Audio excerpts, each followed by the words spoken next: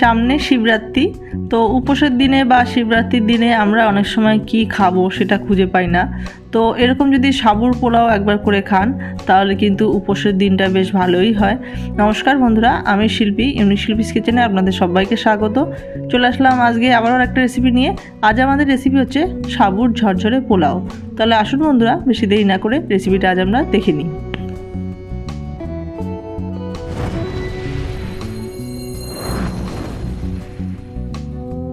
সাবুর পোলাও বানানোর জন্য এখানে আমি দেখুন বন্ধুরা 1 কাপ মতো সাবু নিয়েছি। এখানে আমি মোটা দানার সাবু নিয়েছি, তো পোলাও বানানোর জন্য মোটা দানার সাবুটাই বেশি ভালো হবে। এইবার সাবুর মধ্যে আমি জল দিচ্ছি, জল দিয়ে ভালো করে 2-3 বার কষলে কষলে সাবুগুলোকে আমি ধুয়ে নেব। তো দেখুন খুব সুন্দরভাবে 2 থেকে 3 বার সাবুটাকে আমি সুন্দরভাবে ধুয়ে নিয়েছি, জল ঝরিয়ে নিয়েছি। এইবার সাবুর মধ্যে আমি সামান্য একটু জল দিয়ে সাবুটাকে ভিজিয়ে রাখবো। একদম খুব সামান্য জল দিলাম, বেশি করে সাবুতে জল দেবেন না, একদম সামান্য জল দিয়ে সাবুটা জাস্ট গায়ে জলে লেগে থাকবে সেইভাবে সাবুটাকে আমরা ভিজিয়ে রাখবো। তো বেশি জল দিলে কিন্তু সাবু একদম নরম ত্যাকত্যাকে হয়ে যাবে, তাই আমি খুব বেশি জল দিলাম না। এবার সামান্য জল দিয়ে সাবুটাকে আমরা 2 থেকে আড়াই ঘন্টার জন্য ঢেকে রাখবো। তো 2 থেকে আড়াই ঘন্টা পর চলে আসলাম। দেখুন বন্ধুরা, সাবুগুলো কিন্তু খুব সুন্দরভাবে জল শোপ করে নিয়েছে আর খুব সুন্দরভাবে সাবু কিন্তু ভিজেও গেছে। দেখুন আঙুল দিয়ে আমি চেপে দেখছি একদম নরম হয়ে গেছে। তো যদি শক্ত মনে হয় তাহলে মাঝখানে ঢাকনা খুলে একটু হাত দিয়ে জলের ছিটা দিয়ে আবারও ঢেকে রাখবেন আধ ঘন্টার জন্য। তো আমার সাবু খুব সুন্দরভাবে নরম হয়ে গেছে, আমি আর কোনো রকম কিছু অ্যাড করিনি।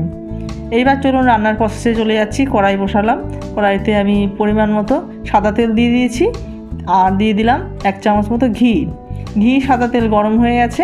এইবার তেলের মধ্যে আমি দিয়ে দিচ্ছি 1 মুঠো মতো কাজু বাদাম আর দিয়ে দিচ্ছি 1 মুঠো মতো কিশমিশ। এবার কাজু আর কিশমিশ একটু লাল লাল করে ভেজে নেব। কাজু কিশমিশ লাল লাল করে ভেজে নেওয়া হয়ে গেছে। এবার তুলে নিচ্ছি কাজু কিশমিশগুলোকে। কাজু কিশমিশ তুলে নেওয়া হয়ে গেল। এবার ওই তেলের মধ্যেই আমি একটা মিডিয়াম সাইজের আলু ছোট ছোট টুকরো করে কেটে নিয়েছি আর নিয়েছি কয়েকটা বিনস ছোট ছোট পিস করে কেটে নিয়েছি আর নিয়েছি একটা গাজর ছোট ছোট টুকরো করে কেটে নিয়েছি। এবার বিনস, আলু, গাজর আমি একটু নাড়াচাড়া করে ভেজে নিচ্ছি। তো বিনস, আলু, গাজর নাড়াচাড়া করে ভেজে নেওয়ার পর কিছুক্ষণ তারপরে আমরা এর মধ্যে একটা মিডিয়াম সাইজের ক্যাপসিকাম আর 1 মুঠো মতো মটরশুঁটি আর 2টো কাঁচা লঙ্কা চেরা দিয়ে দিলাম। এবার সব সবজি আমি সুন্দর করে একটু ভেজে নিচ্ছি। লবণ আমি এখনও অ্যাড করিনি। একটু ভেজে নেওয়ার পর আমি দেখুন পরিমাণ মতো লবণ দিয়ে দিলাম। এবার লবণ দিয়ে আবারও সবজিগুলোকে আমি সুন্দর করে ভেজে নিচ্ছি।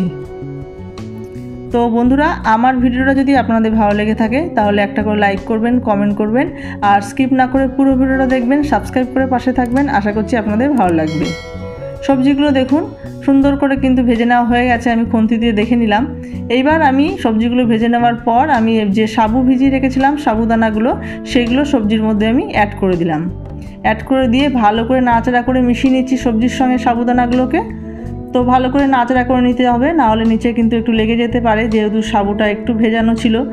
তো ভালো করে সবজির সঙ্গে সাবুদানা মিশিয়ে নিচ্ছি। দেখুন বন্ধুরা, খুব সুন্দরভাবে সাবুদানার সঙ্গে সবজিগুলো মিশিয়ে নেওয়া হয়ে গেছে। এইবার আমরা এর মধ্যে যে কাজু কিশমিশ ভেজে রেখেছিলাম সেই কাজু কিশমিশ অ্যাড করে দিলাম। 1/2 চামচ মতো গরম মশলা অ্যাড করে দিলাম আর অ্যাড করে দিচ্ছি এর মধ্যে 1 চামচ মতো ঘি আর দিয়ে দিলাম এখানে আমি 1/2 চামচ মতো চিনি। তো আপনারা আপনাদের স্বাদ অনুযায়ী চিনি দিয়ে নেবেন। এবার চিনি, ঘি, গরম মশলা সব কিছু ভালো করে সাবুদানার সঙ্গে মিশিয়ে নিচ্ছি। মিশিয়ে নিয়ে 2 থেকে 3 মিনিট নাড়াচাড়া করে নিলেই রেডি হয়ে যাবে আমার ঝরঝরে সাবুর পোলাও। তো দেখুন সব কিছু খুব সুন্দরভাবে সাবুর সঙ্গে মিশিয়ে নেওয়া হয়ে গেছে। সাবুর পোলাও কিন্তু আমার পুরোপুরি রেডি হয়ে গেছে। এবার গরম গরম পরিবেশন করুন লোভনীয় স্বাদের সাবুর পোলাও। তাহলে বন্ধুরা, আজকে আমাদের এই সাবুর পোলাও রেসিপিটি কেমন হয়েছে আপনারা কমেন্ট করে জানাবেন।